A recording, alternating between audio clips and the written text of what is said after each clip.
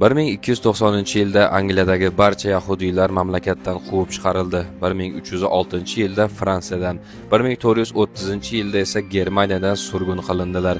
Keyinchalik bu holat Ispaniya va Portugaliyada ham takrorlandi. Rossiyadan haydaldilar. Italiyada boykot qilindilar va Yevropadagi deyarli barcha yirik shaharlardan bir necha bor chiqarib yuborildilar. Xo'sh, nega bunday bo'ldi? O'rta asrlarda nasroniylar asosan fizika, san'at va astronomiya bilan shug'ullanar edi. Musulmon dunyosi esa matematika, tibbiyot va she'riyatda yuksak darajaga chiqdi. Yahudiy jamiyati esa ko'proq moliyaviy sohada faoliyat yuritdi. Nasroniylikda ham, islomda ham foiz olish taqiqlangan edi. Bu holat yahudiylarga muhim ustunlik berdi.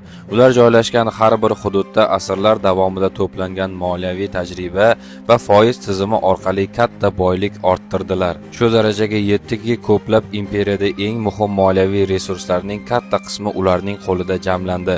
Bu esa shuni anglatadiki, qirollar ham, zodagonlar ham, oddiy dehqonlar ham yahudiylardan qarz olar edi. Imperiyalar inqirozga yuz tutganida esa bu qarzlarni qaytarish tobora imkonsiz bo'lib qoldi.